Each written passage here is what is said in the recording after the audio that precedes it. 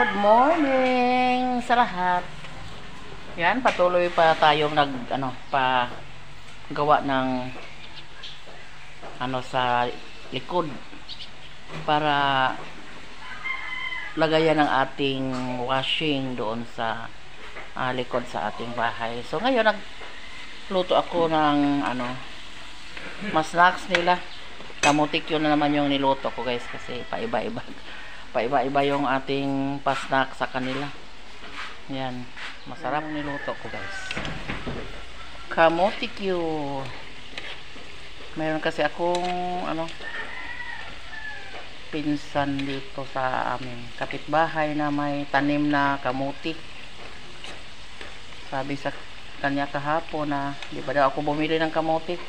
Barato ra, guys, tag 40 ra yung kilo kumpara sa sa merkado na tag 60. Yung nagbili ako ng saging, bili naman dapat ako ng kamuti, pero ang mahal-mahal ng kamuti doon. Buti na lang nagsabi yung pinsan ko na may tanim siya kamuti. So nagbili ako ng bali 100. Niluto ko kanina pares ng kape. Gilong agra. Pero sa ngayon, ang snacks ko sa kanila ay kamuti Q. Paresa ng soft drinks.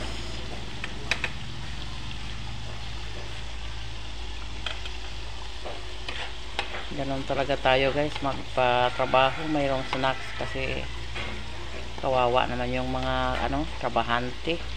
Mabigat yung trabaho nila, magbuhat ng mga buhangin para sa itambak sa ating ilalim ng ating tangke, kasi daming tambakon, daghag tambakan, guys.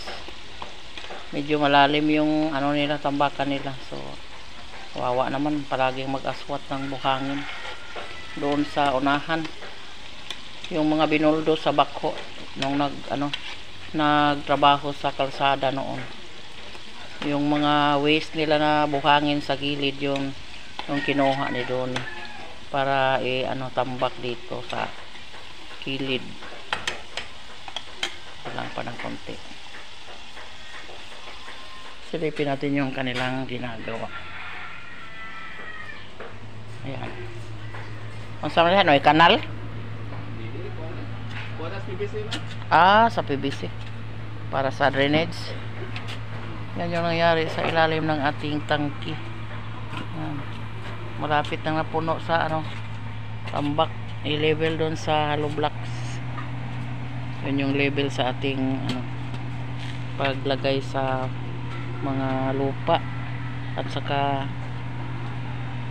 semento, para hindi na tayo mahirapan dito sa pag agi-agi, guys, ba dadaan tayo sa ng tubig, hindi na tayo mahirapan, hindi na maputik, kasi namin may flooring dito paglabas namin sa kusina dito sa may ibang may-ari na doon sa lupa, doon sa kabila. Good morning! Nandito tayo ngayon sa bayan, guys, kasi mamili tayo ng may ulam para sa ating panday. So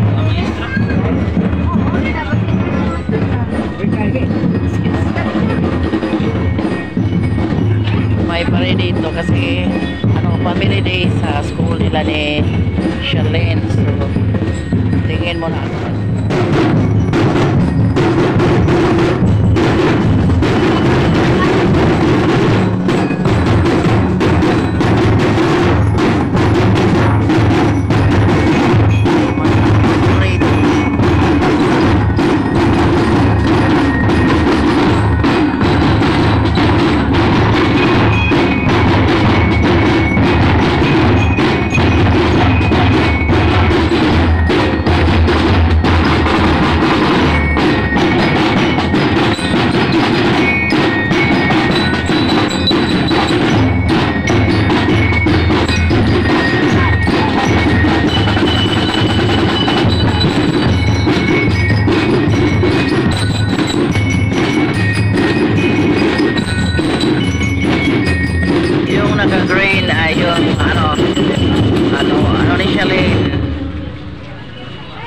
7.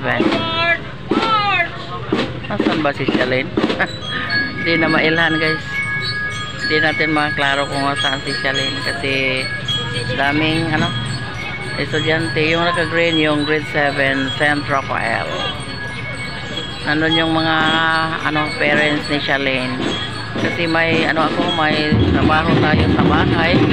So sila lang muna yung pinapunta ko, yung mga magulang niya.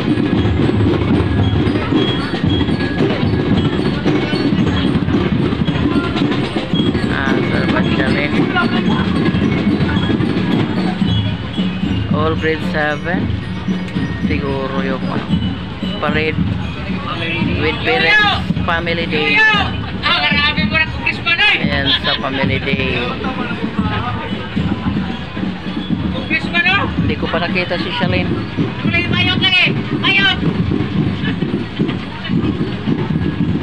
St. Michael yung tarpaulin nila ay St.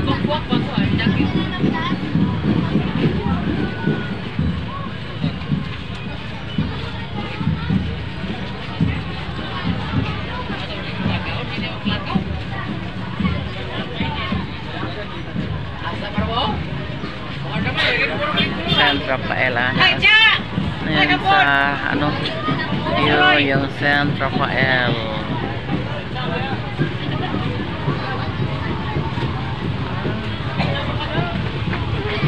Hindi ko na malayan si Shalyn kasi yung naka-green yung grade 7, yung naka-yellow ay grade 8.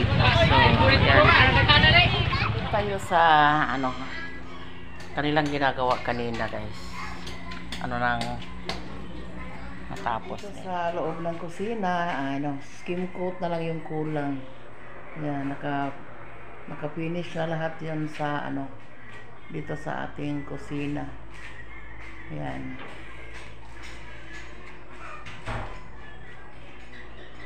Skim coat at saka cabinet. So yung sa ilalim, puti na lang yung nakaharang, wala pang cover.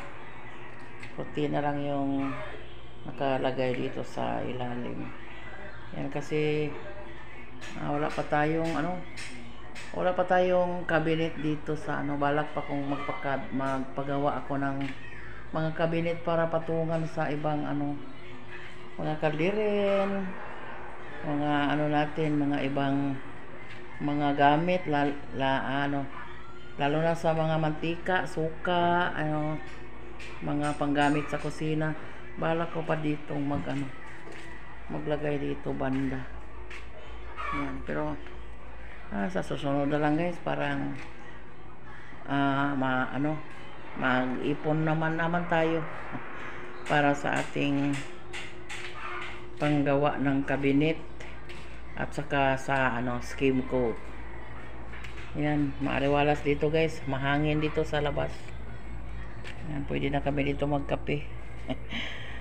Maglagay kami ng konting mesa dito. Dito na kami magkape umaga at saka hapon.